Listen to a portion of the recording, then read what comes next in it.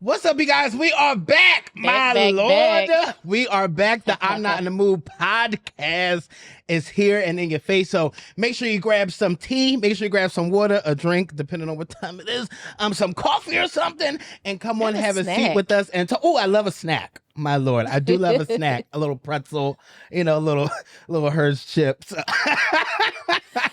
Please don't piss me off. But we are so excited to be here. Episode 6. And we have, and once again, if you have not seen any of the other episodes, my lord, what are we supposed to do? Oh my gosh. It sounds like go to YouTube. Ooh, I don't know. My God. I mean, YouTube, and then we also have a little IG, a little Instagram. Yeah. You can find us on TikTok as well on both of our pages. So make sure it's back now. Oh, don't get me excited, because you remember I was really sad about you really were going really down. sad. You were I was really sad last episode, but I got it back. It's back in the App Store. If you guys don't know, it's right back in the App Store. So re-download that TikTok, okay? And let's start TikToking.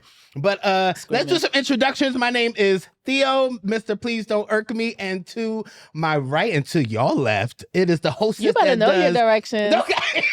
Because the way I have to think about it, do the little L. We are literally 2 or 3 minutes in. We gotta pull it in, rein it in. But this is the hostess that does the mostest. Period. My best friend. Period. Jade. Hello, everybody. Yes, and we are here to talk about some great things today, and I think that you guys are really going to enjoy this episode. Well, you know what we do first. All right. First things first. We always have to do a mental check. So, Jade, where are you on the scale from 1 to 10 mentally? How are you? Ooh, I like that already. So I feel like last episode I was like around like a 7. A 7, right? yeah. And I watched was last like night. Pretty yeah. up there. I'm not at a 7. No. What? Oh Lord, where you at? I'm not too far away. I would give a 6. Okay. 6. We can do 6. I mean, it's episode 6. I mean, all right. Aligned. It's on theme then. We're on theme. I'm at a solid 6. What's the -1 point? What? Oh Lord. Oh, stuff that we'll cover during the conversation, but it's so much going on, child. And then I'm very tired of things costing money. Like that has to stop immediately. No, seriously. Because if they look at me about eggs again, I'm literally going to scream because I'm not scrambling anything, nothing sunny side up, nothing's, running easy. Like nothing is happening. But okay, well a 6, it's not that bad, you know? We call it average. Okay. We'll call it average, yeah. I don't do that. How about you? Where you at? For me, I don't know. I'm as giddy as can be. I'm like, please. No, I am definitely at like an 8. Like I am. I feel like that's the highest number. That is the highest. I mean, but like I said, Jacob's ladder. We're just climbing day by day. Yeah, I am really, really good right now. My headspace is really clear. Like I don't have any bad things going on. Devil, please, for the love of God, not today.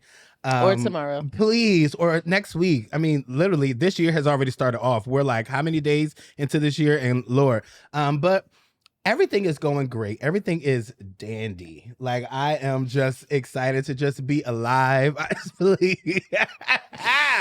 I'm just excited to really be alive and to be here. Like, I know I said that the last time, but I'm just, each and every time I wake up, I'm just really grateful that I'm here and that, God just is continuing to show me the purpose that he has for my life. So I'm really, really Hezekiah Walker. Okay.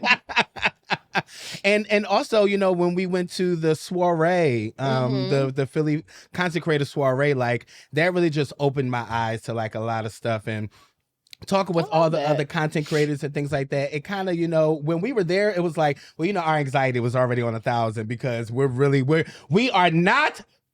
not people person. Like we're not. So it was really great for us to get outside of our comfort zone, to step outside of this room and to talk with people and get some other great ideas or some tips, to connect and network. So ever since then, I kind of just been on a high of just, I love that. Of life. Yeah. Yes. So I am excited, but let's get into these hot topics. But before we get into these hot topics, I wanted to say something. Ooh, am I in trouble? No, definitely Oh, not. No. I just wanted to tell you that like I really appreciate you as like a best friend. Like you really have no idea how much you really mean to me. Like you have no oh, idea when we get together and when we do this podcast. I really don't think you really understand how sometimes this show really like saves my life sometimes, and no, being in real able to life. really sit with you and to be with you and to laugh and to joke and things like that, Oh, it is really a joy. So every single time that we get to these chairs, every single time we get in front of these mics at the Philly podcast space, it is always a joy to be right do not make beside me you. cry. I'm absolutely not in the mood. Please. I love you. I love you too. You have no Thank idea you. how much I love you. But let's get to these hot topics, my lord, because the Eagles won. They The Eagles, did. Eagles won. They Philly did. was a mess. They did. Philly was a mess after they won the Super Bowl. The I next know it weekend, was. it was I really just crazy. How did you watched feel about it. it when we won? How'd you feel? I mean, No, so nothing. like, okay. So I was very happy that the Eagles won. Okay. I know that it is only the second time that the Eagles has actually won the Super Bowl. Mhm. So I'm like, yes, Yeah. that was big. And I watched the entire game. Mhm. It was very crazy to see Very, because the score differences it was was correct. ridiculous. The Eagles I didn't play. promise They weren't The playing. way that if I was on like the Chiefs, the way I would have been like, you know what? I'm not doing this. And we're in New Orleans. Y'all would have caught me on Bourbon Street having a drink and a bowl of gumbo because I'm not wasting my time. You have got to be kidding me. I'm not doing It was this. really hard to really watch that. Like it that was was really, really really difficult to really crazy. watch that. But obviously, when Philly is hungry for something and when like we have our mindset Yeah. on something, you know, like a beast is going to come out of us because Jalen Hurts said, "I'm not going home empty-handed." I don't know Man. about y'all, but I'm not going home And they empty-handed. didn't. And he played just I was like just that. like, that's crazy. But no, I was happy for the win though. I was just like, yeah. I 'cause, was like really Philly excited. needed a win. We did. I did cry a little bit. No, I mean, like concerning it wasn't like because like we won. It was more of just like the spirit of Philly. Like that's the one time that we really become united. Yeah. Like there's not many times that we're like all on the same page and happy about one thing. True. But when we do win something, like Philly's pride and Philly's heart, like you can feel it because when they won, all the horns honking, all the fireworks, all I the was just like, gunshots. no, seriously, and I was just like, this is Philly. This is like what we live on, the city of brotherly love. And you could feel the love when you see all those people down at the Parkway. That was a lot of people. That was way too many people for Way me. I would too have many never people. been there. No, and literally. it was like 10 degrees. And I was thinking about going So- down there and taping, like doing my show. And I was just like, yeah, no, I'm not. I don't feel that in my spirit anymore. But since you've seen the Super Bowl, how did you feel about Kendrick Lamar's halftime show? I mean, Oh, this about to go left, y'all. Hold on. Don't get your cancels butt ready yet. so for me, it started off slow. Okay. Like I was just like, okay, Kendrick scrolling. Oh. And then I would say around the middle when he went into like humble, then I Yeah. was like, all right now. Okay, and right. then we were like picking up, and then I was like all in, and it kind of Mhm. picked up for me. The comments surrounding his show were like really irritating though. Very much so. Because two things can totally be true. Mhm. Like, was his staging and the show and the message and everything that he had going on, like with Uncle Sam being Uncle Sam and all of like, That was yes, so funny. yeah, like did we get that? Yes, but Mhm. that doesn't automatically make it a super spectacular performance. Okay. And I just feel like people were like, "Oh, you thought it was boring because you didn't get everything." No, I thought it was boring because it started off boring. It didn't have anything to do with not getting the references. Like, yeah, I think some people were just like really mad because it wasn't like a showman type of performance, meaning like it wasn't like a Beyonce or like, you know, or like somebody that could really dance and sing and like actually like perform. But I'm just like, also, But that's you not guys have to Kendrick. also exactly, because I think what people missed was that it was a very solid hip hop rap performance. Like for a rapper to really get out there and to not, because people gravitate more towards singing. Everybody's going to gravitate more towards that. So when you have a black person rapping, it's kind of just like we already don't know what's happening. I'm like screaming. we're already like, I don't know, because some people thought that like it was like I said that it was born. It was like distasteful or something like that. I was just like, I thought it was actually very good. Like even the first time that I watched it, I was just like, I loved it, like from start to finish. Especially when SZA came out, I was really proud. I don't She know. looked cute. I don't know if she was. Don't Lord y'all, please don't judge me. I don't know if she was lip syncing or not. I think she was lip syncing at like some points, but she still sounded great and she looked fantastic as well. So I know they're going on tour together, which I'm really happy about. That's That. cute. Okay. Yeah, they're going on tour together. I believe it's closer to like the summer, I believe. Okay. So I believe Pop out in the summer. I'm sure that they're preparing for that, but that was a great like vehicle for everybody to buy tickets, because if it looks like that, then that lets me know that it's going to be, you know, a great show. Who do you think had like the best Super Bowl halftime show? Or who do you think is like some people who had the best halftime show? I mean, I already have my number one. I don't remember a lot of halftime shows. Taking it back some years, Prince's halftime show really was top tier. No, Prince and Mike. Yeah, Prince and Mike were really literally top tier. Did you like Beyonce's? Her and Bruno? No, the one that she did by herself. When and she she brought brought out out Destiny's Child. Yes. You did? Okay. I did like that one too. Yeah. I could have left the one with her and Bruno though. Oh, with Bruno and Coldplay. Yeah. Because that's when she came out with Formation, and Bruno had that song, Don't Believe Me, Just Watch. I think that like dropped at the same.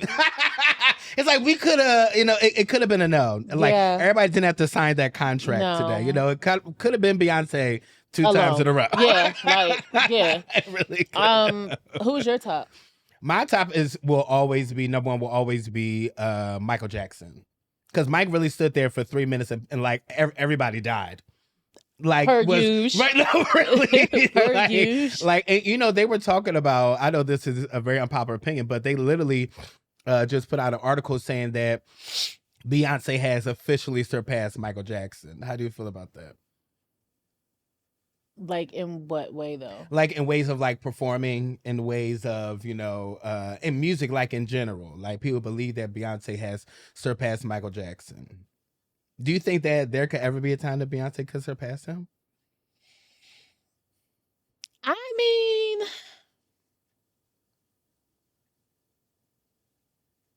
I always love when you pause. I know, no, because you really be thinking. I really be thinking. No, I do be thinking. I don't know. So like, I'm not going to say that it's impossible for her or for anybody to surpass. I don't know. It's just a deeper conversation, because also some people, they talk about, like when they talk about Mike, they're like, nobody can be like as great as him, and then they give reference to like how he could just stand on stage and people would faint. Yeah. But for me, I mean, that's more about like stardom, him as not Michael necessarily Jackson. Like performance, not taking away from the. No, we know Mike is down. We know with the vocals too. Because you sent me videos of the music being stripped away, and it's just him just singing. You were like, "Why is he singing down like No, this?" Mike would really be singing. No, Mike really be singing. Especially Mike's like are really on. No, like, no, his mic really be on. Especially when he said, really... "Job gone, job gone."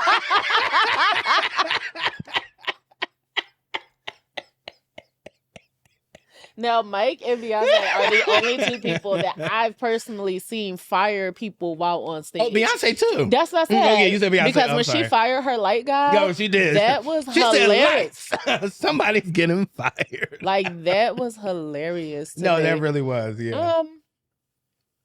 I think that she could. I don't necessarily think that she has, but I think that she has the potential to, because she's still growing and developing. Yeah. I mean, I honestly do believe that Mike will always be the greatest performer of all time. I don't think that there is going to be anybody that's really going to come close to him. I mean, there are people that may come close, but I don't think there are going to be people that's going to actually surpass him. I can stand behind that. And his name, like his name is just like, and obviously Beyonce's name is very big. Is that everybody knows Beyonce, but you know, like, I don't know. It's just something about Michael that just lets me know that like he is just that standard.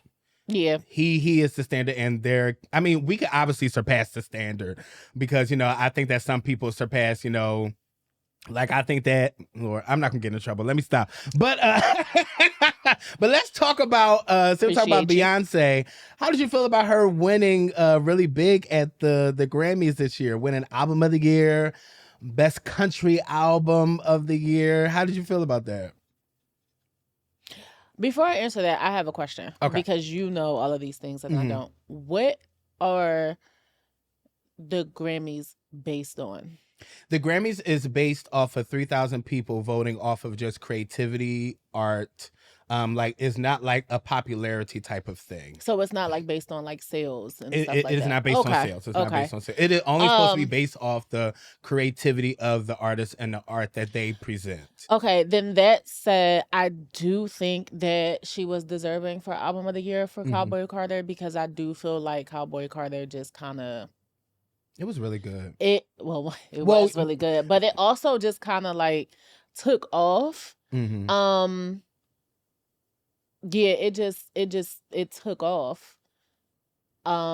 With the help of like social media and everything. Mm-hmm. I feel like it took off more than Renaissance did. I do. That's big, because Renaissance really kind of took over when it first came out. I know, but yeah. I do feel like Cowboy Carter like surpassed that. Yeah.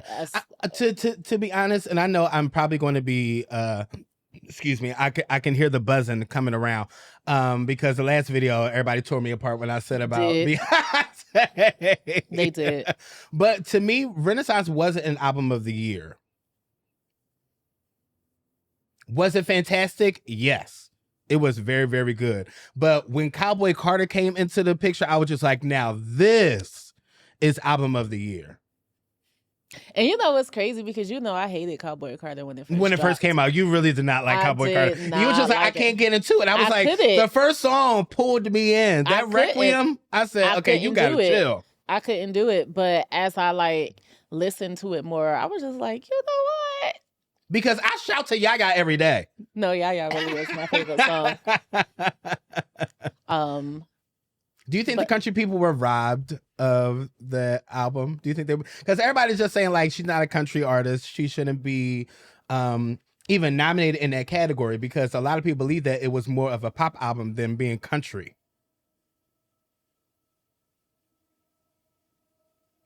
I don't know. Robbed is like strong. Okay. But also I think I can kind of stand behind that.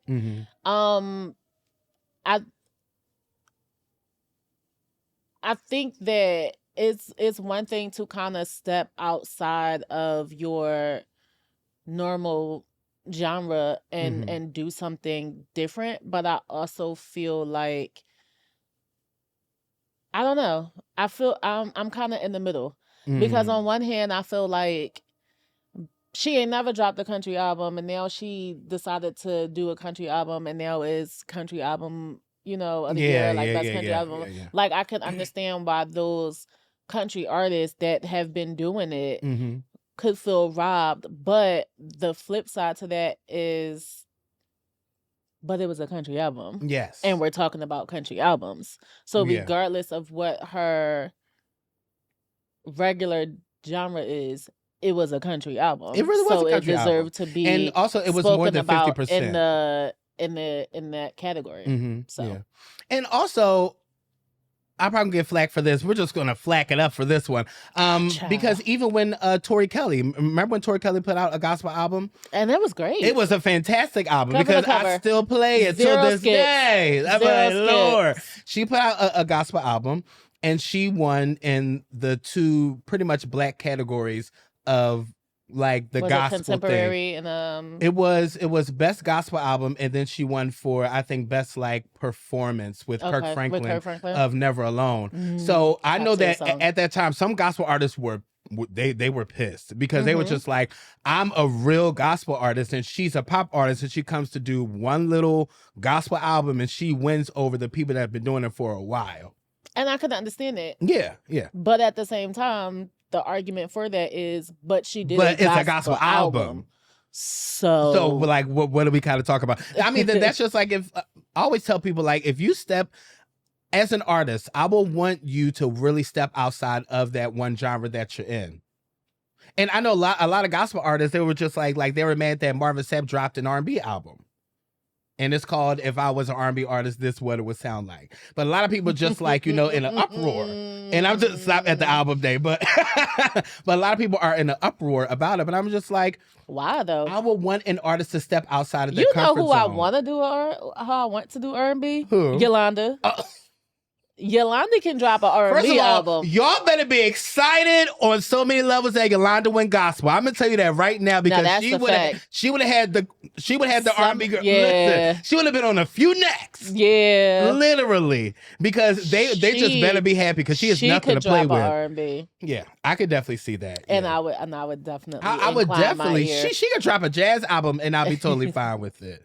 Like her voice live is just ridiculous. It really is. Now talking about live vocals, you know that they're coming at Tamar these days, Tamar Braxton, and I love a Braxton. You know that's my girl. You know we love Tay Tay. You know we love Tamar, but a lot of people are saying that like the vocals just are not vocaling that much anymore, and they're showing like clips of her on tour. I know she's like with October London, or I don't know if that's yet or not, but like she's doing some shows, and her main song is Love and War. And she's just not like hitting the notes. And a lot of people are just like, is she sick or like what's really happening and things like that. So how do you feel about, the vocals that people are saying are not vocaling? So I only saw the clip that like you had sent me, right? Mm-hmm. And I felt like in that clip, there were moments where I was like, okay, Tay. And then there were moments where I was like, girl. I think that a couple things need to happen. One, I think people have to extend more grace. Yeah. And then I also think people have to be more realistic. Yeah. That singing and being a vocal, like your vocal, like it's a muscle. Mm-hmm. And so sometimes it gets tired. Yeah. And sis is pushing 50. Yeah. So like if she have some off nights, like what do you want her? Like, what do you want her to do? Now, my advice to her would be pull a Brandy, because Brandy is forever going to drop a key. Because you're not going to give her, like, you're not going to have her out here sounding crazy. Yeah. Trying to hit notes. If she don't got it that day, yeah, she going to drop that key and then kind of give you everything. And I feel like if she would have taken Love and War down, because that's what I meant when I said she had enough range. Like, she did sound sick in that clip, but she had enough range and she had enough, like, still belt that if she had took that key down, she really could have performed that song and it would have been a great performance. Yes, yeah. So I think that she also has to be a bit more realistic too. Like, if I don't got it today, how can I adjust it so that I can still give a good performance without overworking myself? Because that's essentially what she's doing, and pushing through, trying to hit notes that you don't have at that time can damage. Yeah, do a lot more damage, yeah. So, yeah. Well, my thing is, Tamar is a soprano. No, she really is. Like, she is like a soprano one, like full voice. Yeah, like she can really get up there and sustain. Stay up there. Yeah. Like, and not many people can do that, because you know how much we love Calling All Lovers. Like, literally a cover to cover. Like, really literally, like no Free Falling, skips. like she was really up there in the actual rafters, like literally. So my thing is, we already can't sing with you. We already like we're either falsettoing or we're an octave lower. So if you would have took the key down like 2 whole steps, we could blast it with you. But when you're up in the rafters, you're all alone, the time, girl. And then we can't even help you. Can't assist. Don't know what to tell you. So sorry. You are killing me. No, but that's facts, like, please take the key girl. down. And it's crazy because the greats have done it. Like you said, Brandy has done it. Whitney has done it. When it came to I Have Nothing or I Will Always Love You. Leandra Johnson has done it. Like, all these people have done it. They make different adjustments because Beyonce will never, she would never take a key down. ever hit the hey in Crazy in Love laugh. Yeah, She it's will always never. she will She's always always going chromatically to run it going up. up. Yeah. Because you just not, what you're not going to do is get footage of her You like won't. You straining and won't. sounding You won't. crazy. I mean, she even So took down what was the one song that she took down, and I was just like, "Woo, this is not the key." Dangerously in Love. When she took the key down, I was just like, "Woo!" It's like, is this the same key? But it still sounded great because with Beyonce being an alto, like it works for her because like her tone, like it just really works. So Tamar, if you want to take the key down, baby, do it. yeah, drop that key. I would rather you drop it. And another thing, I would rather you drop the key and give a great performance, knowing that I paid money. Yeah. And you knew that I paid a lot of money. Or even if you're not at 100 and you want to say like, hey guys, I want to cancel and do it 2 months later, and because you know that you'll be better, I would rather you do that than for you to get on the stage and give me 50%. Yeah. Or like you're trying to give me 100. Like some people, because she was trying. she was trying. And you know what? Some artists, like I'll take like Leandra Johnson for a reference, right? Even when Leandra is not at 100, she's still at 100. She really like is. You can tell that she's just going to kill it because she feel that thing so bad. Not every singer can do that. Not every singer can really show up and be like, only got 25%, but like you put on 100% of a show because your vocals are just vocaling. So like, if you're not at that 100, take that key down. Please. I'm so here for a key drop. Like I really am. I'm not singing to the one no more. I'll be right in that baritone. I'll be right down there. Y'all can say right along with me. Now, I do want to pivot. It is so much going on in the world right now that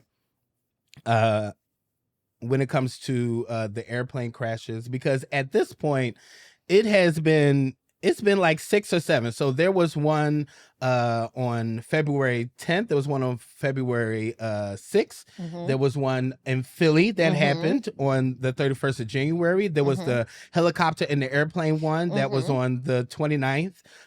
There was one at the Fullerton Airport that was on the second day going into the new year. And then we just had the 2 planes collide yesterday in Arizona. Right? So like, this is really getting out of hand. Like this really is. And if you could put the camera on me, my lord, this ain't never happened until who got into office?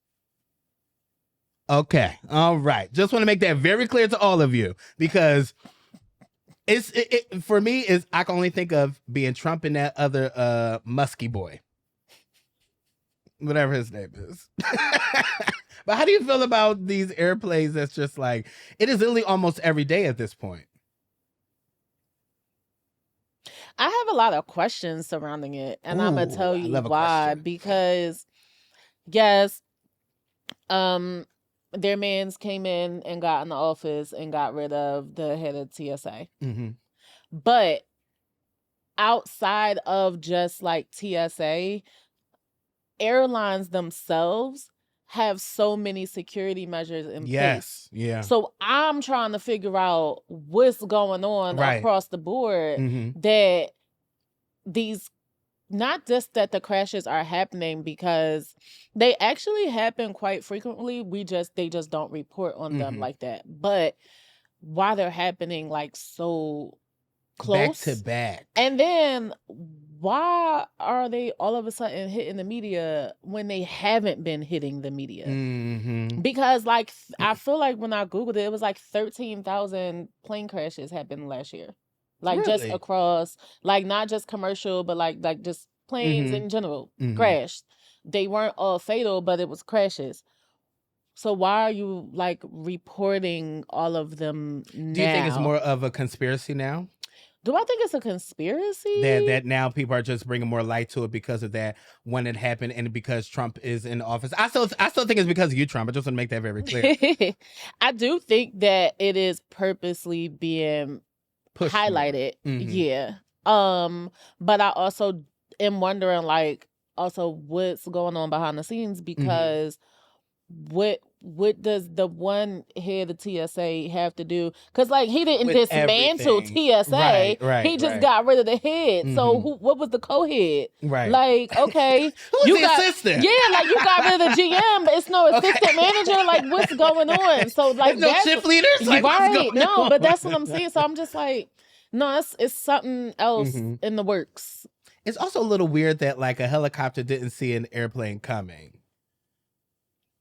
Is that weird too? Because like a helicopter can control a lot better than an airplane can. I mean, from my understanding, I believe that you can swerve out of the way quicker with a helicopter, right? So like, I'm just trying to understand, like, if you see me and I see you, we should probably move, or like we should one go up, one go down, preferably whoever wants to. But like, it is weird the way that you're saying it, that like, now that all this stuff is just started to come up just like out of nowhere. And a lot of people are thinking it's more of like a conspiracy to say that like, now that since he's in office, let's try to bring as much negativity to the forefront. Mhm. Or obviously, or probably they're putting stuff in our face that they're trying to make us not see something else. Because they love doing that. So yeah, it's going to come to light. It's either a something to go against Trump, and to be clear, didn't vote for him. Okay. Don't care for him. Never like, did. just want to make that clear. Never did. But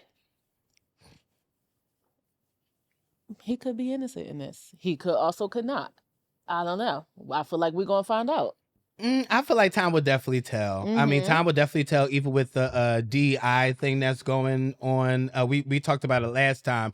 And I said, I was like, what this thing is doing is making sure that everybody stays in their respective areas.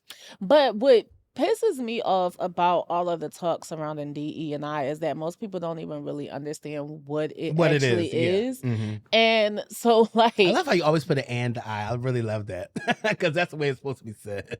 DE and I. Oh yeah. And so that's why I just be like, I don't understand why people like, what's your beef with it? Mhm. And then it's like, because people that aren't qualified get jobs. Well, that's actually not how it's supposed to work. So that means that somebody's doing something wrong, and there's something more fundamentally wrong going on, and maybe we should focus on that, Right. instead of focusing on DE&I. How do you feel about the companies rolling out with it? Because now is Lowe's, Target, Walmart, Amazon, McDonald's, and Tractor Supply have all rolled it out. I'm gonna keep it I don't think that it makes much difference, because I feel Why like is that? there's always been workarounds. Diversity, equity, and inclusion. So just because somebody has it on their website, or they say like we're advocates for this, it doesn't necessarily mean that they are. So do you shop at any of the, well, we always on Amazon, yeah, or live do you, on Amazon. do you, when I see it. I wasn't Target. You see the video. I wasn't Target. Then I left because I totally forgot. I was looking for the Black History Month display that they usually do, and when I didn't see it, I was just like, oh man, I feel like my ancestors kind of whispered in my ear or something like that, which is like, hey, I don't think it's supposed to be here. I was like, you know what? I think you're probably right. I should probably go. I don't know. But yeah, and you know how much I love Target. I really do. I love everything about it. But they said that if you do go into these places, like, to only buy like Black owned stuff, or like Black people, Black businesses, pretty much. So yeah, so I think the whole thing is just like really beyond crazy. I really do. How this whole thing is rolling out, but. Yeah, but our segment, oh my Lord, our segment of why am I not in the mood? Oh my God. So tell me why you're not in the mood today. Like specifically today, I'm actually really tired of being an adult. I think that being an adult is a scam. Not a scam. I do. I wholeheartedly have a issue with the fact that two people decided to bring me here. I did not request to be here. Two people have decided to bring me here, and now I'm responsible for maintaining my existence, the existence that I didn't request. I really think that's crazy.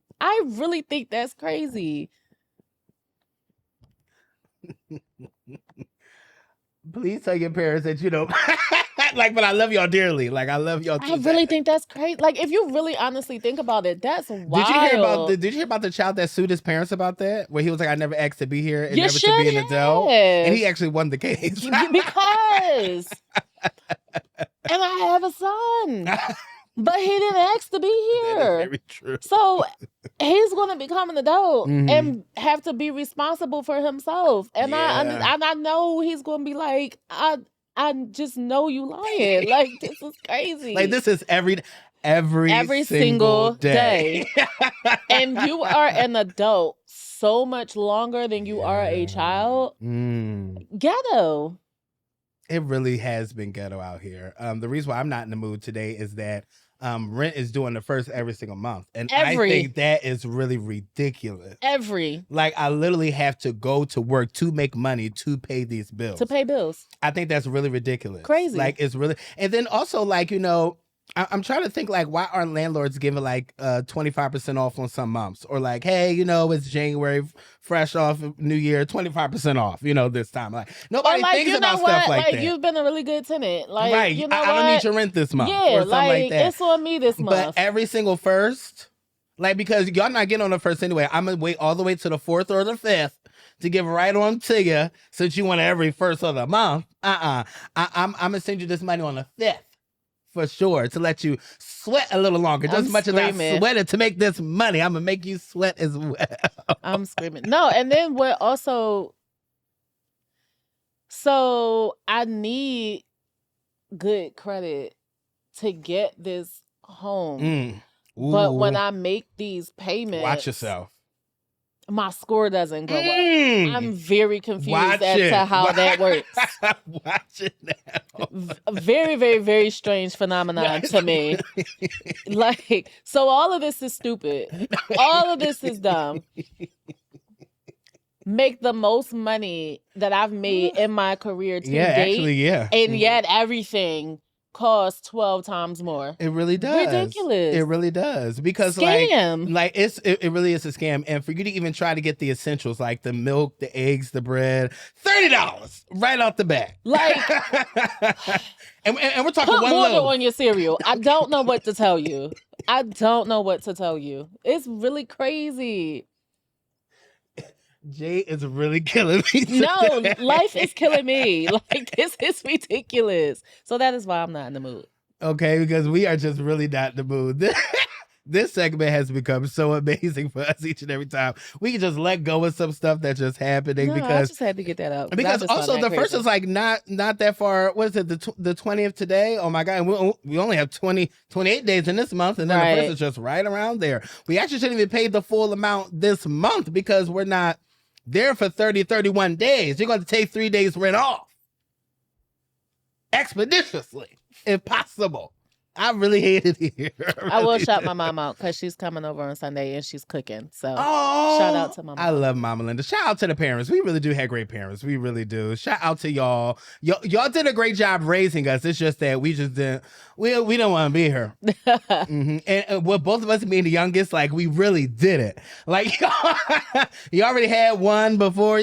With me, you had two. You know, had the boy and the girl. It should have been fine. The Great American Family. It should have been amazing. I'm screaming. All y'all needed was a dog, and that was it. That could have replaced me, the dog. That could have been. I'm crying.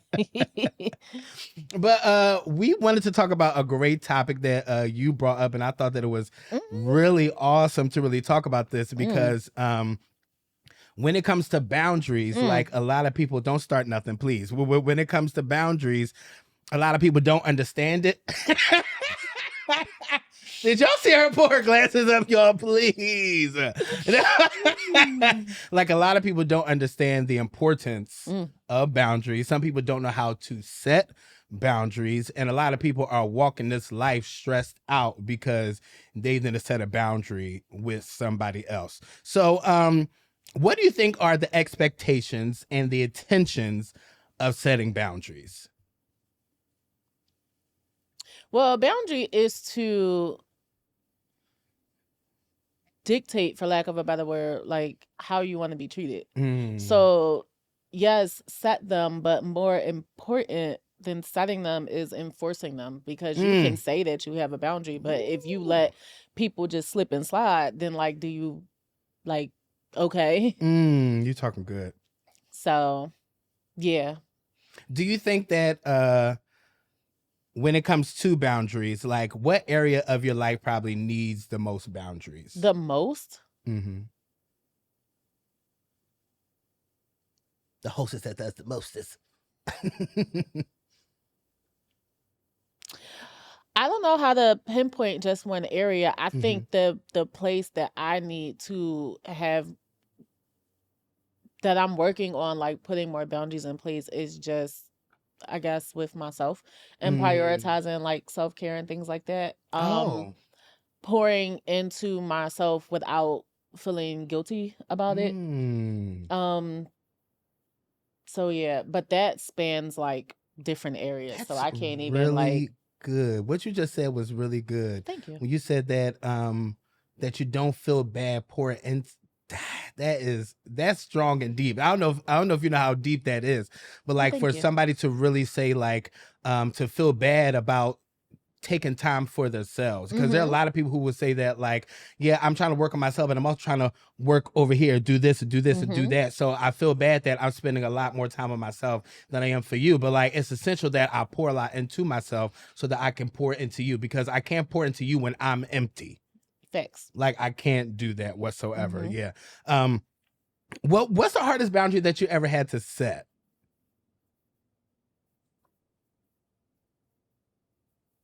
Did I write it down, Jesus? Not that I write it. Like, do I have notes here?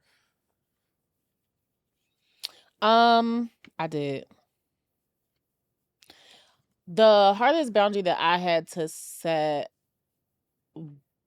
center around work and having to put like just boundaries in place, especially because when I started in the job that I'm in now, I was like 99% remote. And Can you say you only go to site like well, once at or that twice? point, Oh, I was okay. only going like twice a month. Oh, okay. I'm in that joint every week now. But Oh.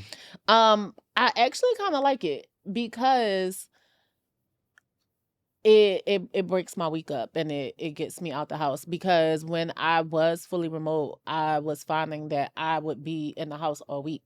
Like, and I wouldn't leave until like the weekends when we were running around doing stuff. But like Monday through Friday, I was in the house. And you kind of get into a space where it's like, because when you go somewhere and work, right? Like when you leave, you're done. But if you live where you work and you don't leave, then in your mind, you're not You really never left done. work. So it's like, oh, I heard my phone go off. Like, I have an email. I'm not doing anything. I'm just sitting here, so I'm gonna respond. But like, it's 7:00. And that email could have waited till you logged in the next day. Yeah. So that was the hardest boundary that I had to set for myself. Like, I had to be very much like Big Red. Like, my office hours are from 9 to 5. And like, when I'm done, I'm done. And when I'm off, I'm off. I think the biggest, that's really good. The biggest boundary that I had to set was for my mental health. That Ooh. like you have to, like you say, you have to just cut off certain things at certain times, Mhm. because like you'll find yourself so consumed and so wrapped up in something where it's just like, whoa. Or so I set a boundary, like if I'm doing social media or something like that, I will only do it like for an hour, or do it like for an hour or two or something like that, instead of me just like scrolling. And that's a boundary that I'm just setting within myself. Or even if I'm like sitting around being lazy or something like that, I even did a boundary with that. Like, you shouldn't be sitting around for too long, or laying around for too long, or something like that. But that's a boundary that it was hard for me to set within myself, because either I'm always on the go or I'm like down, like just And there's no relaxing. in between. Yeah, there's no in between. So because when I'm on the go, I'm on the go. Like, Yeah. I am like everywhere. You're just like, sit down somewhere. But then when I sit down somewhere, I'm sitting down like down, and I'm just like, I feel unproductive. So I had to find that common ground where like I feel good about each and every day, instead of like, looking at it like I was really lazy today. where I was overproductive today that I drained myself. And even when you're not productive in any type of way, that drains you too. Yeah. I had to learn that rest didn't have to be an all day thing. Yeah. Because at first I wouldn't like prioritize rest at all. I would just keep going because it just felt like something always needed to be done. And so then I'm like, all right, well, you got to prioritize your rest. And then it was like, well, I'm not going to do anything today, but I didn't really feel good about that. So I started saying to myself, like, okay, well, you did this, sit and just like take a break for like an hour and then go back to it so that you're still able to kind of reset yourself, but you're also not spending a day right being like completely unproductive unless like it works. You know, because there are some days where I'm just like, I'm actually not doing anything today and it works because I've made sure that the things that I need to get done are done. Yeah. For sure. I mean, this may be an uncomfortable question. I already told you it may be uncomfortable. What's a boundary that you had to set for me?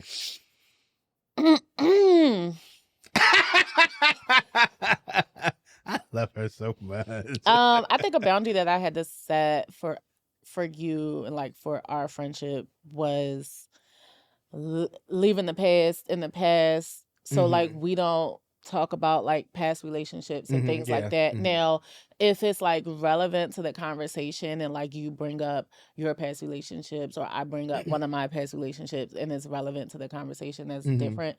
But just to be like sitting around talking about like we don't do that. Right. No, I never understood, and it's crazy because when we did set that boundary, which we'll talk about next time, teachable moments, that like, how do you take somebody sitting you down and saying like, hey, just want to let you know, could we stop doing this?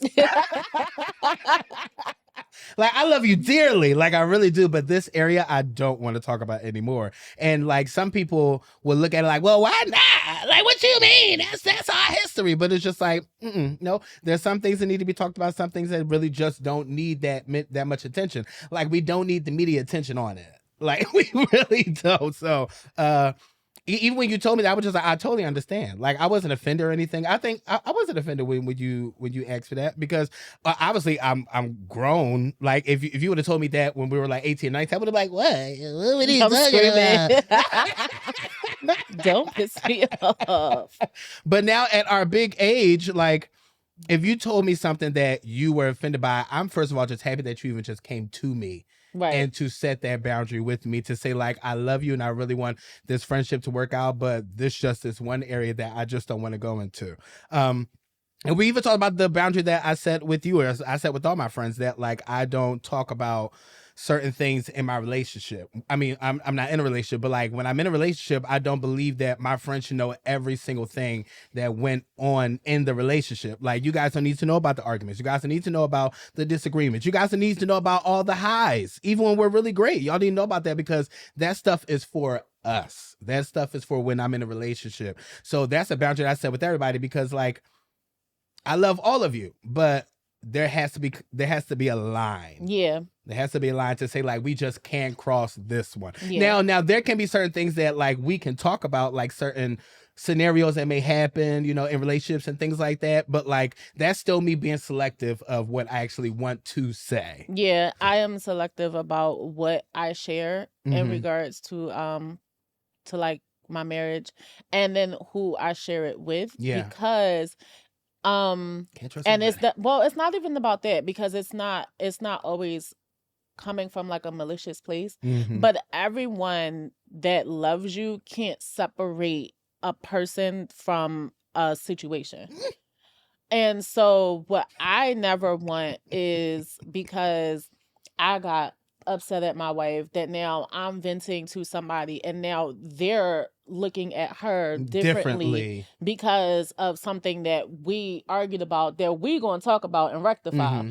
But now and be fine. But now there's like a, you know what I mean? You have a picture in your mind. And now. so that's not that's not so good, but too. not That's everybody really can do that, and that doesn't make them like a bad person. It's just like, no, like, you're my friend. I don't like how they did that. Mhm. I don't rock with that. So it's Mhm. like, it's a dub for me when it That's comes to actually them. really important. And I'm so glad that you said that because, like, when you tell somebody one thing, when you tell a friend or something like that, some friends don't let go of that. No, they don't. They don't let go. And then they be like, no, because I remember what you did last time. I remember this. I remember that. And I'm just like, I'll we be moved well completely past honest that. with you. My wife is like that. Really? She has been mad. Cool. She has been mad at people about stuff that they did to me that I wasn't even mad at. Yeah. But she's yeah, like, yeah. no, you my wife and they're not playing with you. Like, what? That is And true, for me, though. I'm just like, oh, I wasn't even mad. She's But I big am. mad. But, Yes. but I am. Yes. They're like, no, they're a nice person.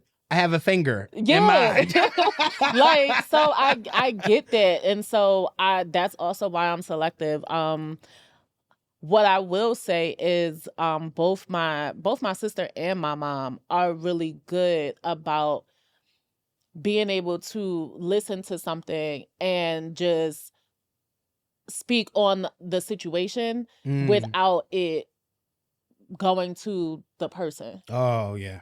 I feel like I'm really good at that too. Like Mhm. I can be like, dang, they did that. That was wrong. That wasn't right. Blah Right. blah blah. But I'm never gonna be like, oh, they ragged it. Yeah, I'm not gonna do that. That's crazy. First of all, Like that's your even, friend. That's not even or my that's place. your- That's not even my yeah. place to do Like, something I'm like not that. gonna do That's that. actually really wild, especially if you're doing it in like their house or something like that. Like, I know what you did, stuff like that. I don't like the way that you move. Yeah. First of all, get out. If you don't like what I do, guess where you can go? On the other side of the door. The threshold is always open. Literally always available for you to step 1 foot over. Literally one step at a time. That's what Jordan said. No need to Great rush. song. Now, what would you say to somebody who doesn't know how to set boundaries? How do you, like, if somebody was trying to set boundaries with somebody, they were too scared or they didn't have that confidence to really sit somebody down and be like, hey, you know, I kind of don't want us to kind of do this anymore. What would you say to that person? I would say that I understand that. But I would say that it's necessary for you. One of the things that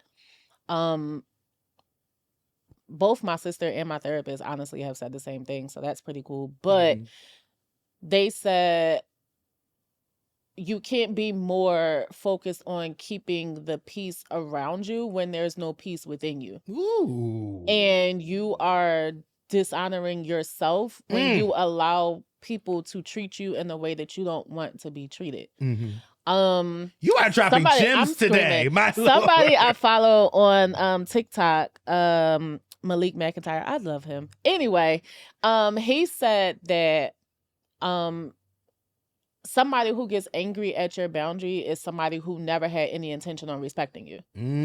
So you should be able to tell someone like, hey, I don't like when you do this. And I would like you to like cease and desist actually immediately and like be able to have that conversation. And if they're really your friend or if they really care about you, then they will listen. Yeah. Now, and even if it's something, I don't care if they've been doing it for 20 years and you woke up today and was just like, you know, I actually don't like that anymore. I actually want you to stop. Now. It's okay. and they should still respect that. Yes. Now, depending on what it is and how long they've been doing it, give them a little grace and allow them some time to actually adjust. Yeah. Because they got to get used to. Because if they've been doing it for operating, this long. operating with you differently, but that's something that they should respect. And if they don't, then that just kind of shows you how important you are to them, and then you can move accordingly. Right. My thing that I would say to the person, if you're struggling with doing that, always think about this question. It's either me or you. I'm screaming. That's really like response. You said it's a what? I said that's such a Gemini response. No, but I mean, let's really think about this. Like, am I always going to choose you? Like, because that's scary as well, that you'll choose somebody else over yourself. You really have to find that confidence within yourself to say, like, I actually choose me. Yeah. And when you start choosing yourself and when you start saying a couple no's, it becomes very much easier for you to really put that boundary in place. Like, say no for the first time. I tell people that all the time. Say no. You're like, but I never said that before. Yep. Then you're just going to be in the same predicament. I want you to say no because I want you to see their reaction to it. So that you know if they're reacting the wrong way, then that's not a friend. That's somebody that you shouldn't call your brother or your sister. Like that really shouldn't be a thing. But when you start choosing yourself, the other stuff will just literally fade away. Literally. Yeah, it does. Yeah. It does. Boundaries are definitely important, but also understand that boundaries are they're more for you than they are for For the other other people. person, yes. So like keep that in mind too, like because I feel like people try to set a boundary and use it to kind of dictate the behavior of other yeah. people, and you can't really do that. No. So like if something for you is like, okay, you don't want to talk on the phone after 9 p.m. 9 o'clock. Like you anytime minutes. Right. That's oof. It's taking it back. It's taking it back. Yeah, like you could have a conversation with people and say, like, you know, hey, after 9 o'clock, I really just kind of want to wind down. So I'm not going to be answering the phone. I'm not going to be doing this. But like on the flip side of that, is like, you can't tell me that I can't use my phone. Like, I'm gonna call you if I want to call you. Right, and then, right, you know right. what I mean? So that boundary is, okay, well, I don't want to talk on the phone after 9 o'clock, so I'm not answering. Yeah. That's where the boundary comes in place. Exactly. It's not about, you know, the fact of, I keep telling this person that I don't want to talk on the phone after 9 and they keep calling me. Well, you keep answering. Yeah. So there's really no incentive for them to It not been on call Do you. Not disturb. My phone automatically goes on Do Not Disturb at 9. It is set to that. I love that though. You really got to set that boundary. Y'all set that boundary. If you need to set it today, literally set that boundary to make sure that you keep your sanity and you keep your mental health in place. But I do want to play a game. This is actually our first game of I'm Not in the Mood podcast. And the game is called Vocal Roulette. Okay. I'm gonna give so the directions for the game is I'm going to name 2 singers, okay? And you can only base them off, you have to choose one off of vocals and vocals only. We're not talking about album sales, single sales, how popular they are.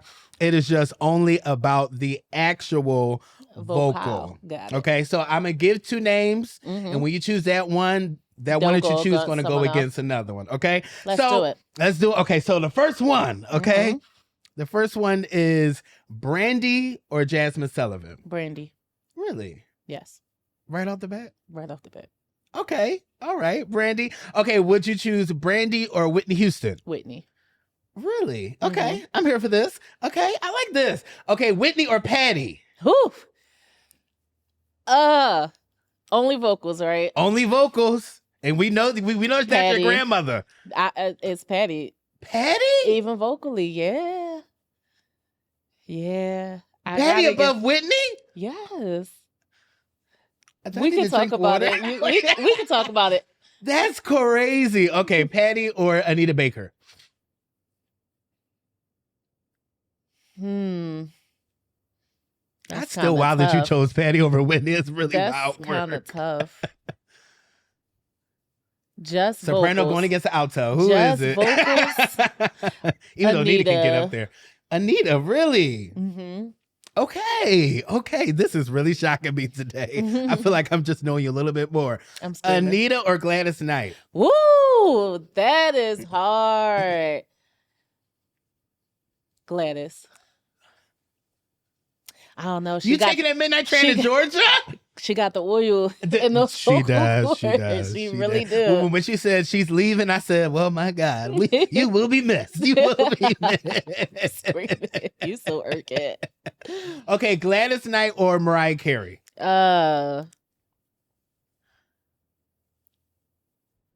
Which era of Mariah?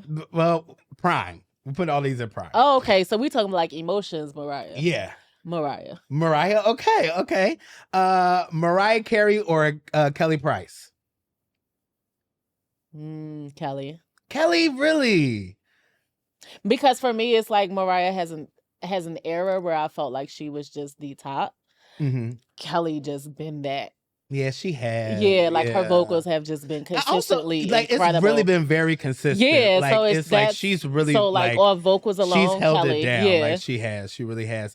Kelly Price or Shanice? No,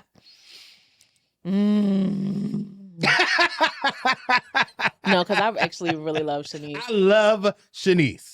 My lord. Still Kelly though. Still Kelly? Mhm. Okay. Let's switch it up a little bit. Kelly Price or Leandra Johnson?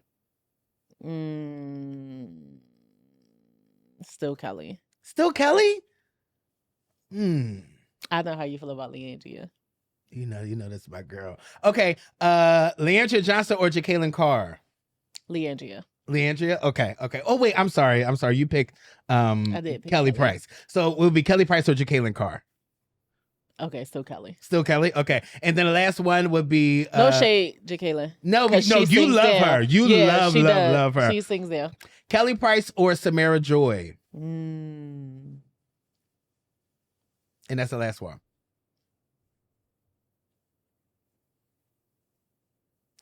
I'm gonna have to go with Samara. Her voice is just so soothing. And she has a crazy range. She does. She can go very low. She can go very high. And her dad be singing too. And grandfather. The Goldwire McClendon.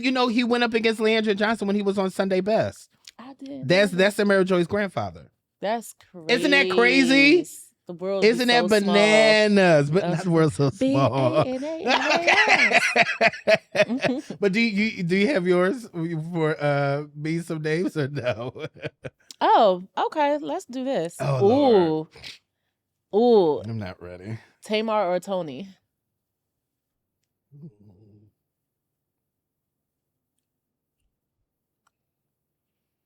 That's wild work.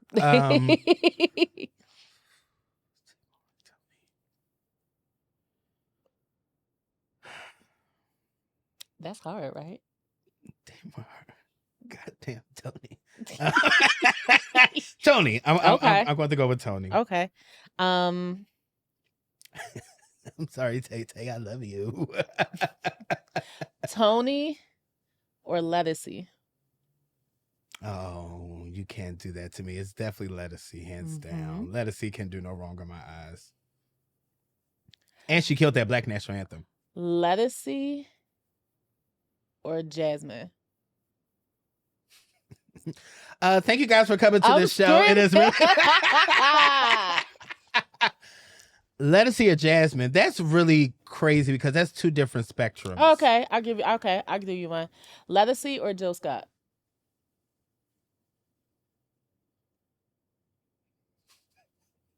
Gonna be crucified.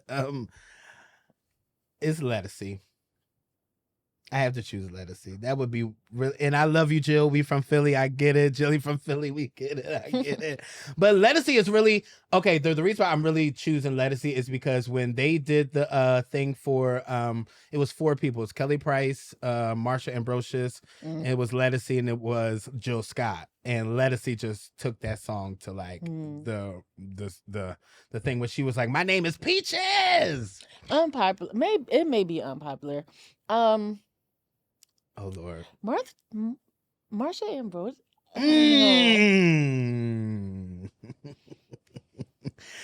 I've seen her in concert. I did see her, and she is a good singer. Okay. My only thing about Marsha is just the way that she breaks up her runs. That is really the only thing. But her no, but her what was it? But when she was in Flowetry, I liked her better when she was in the duo than I like her when she's doing solo. Yeah, because I love that she had half of the spotlight. Because now that you have 100, it's kind of like it's cool. It's not like I could never listen to a full album. No. 2 songs max, and then I'm like, all right, girl. I think 2 is probably taking a little too far. I could do I could do 1.25, and it's just like, oh, I remember the song, Alexa, skip, or something like that. Actually, to be honest, I think the only song that was Flowetry. It's all Flowetry. Then it's just one song. What is that one? Far Away. Far Away, that really was a great song. See, it'll be that one, and then I Don't Want to Be With the Basketball Player. That's a 0.25 of that I would listen to. And I was like, Alexa, skip, but unless you're playing Poetry, but no. I'm crying. I'm screaming. But thank you guys so much for coming in with us for the 6th episode of I'm Not in the Mood podcast. Once again, we are so excited that you guys are here with us. Make sure you like. Make sure you comment. Do that. Make sure you subscribe. My God. And then also bell. You hit the bell. Let that bell twerk. So, each and every time that we are posting on here, it is always a joy, guys. It's always a joy being with my best friend. It's always a joy sitting here with you in these chairs at the Philly podcast space. So once again, we love you guys so much. And until next time, bye.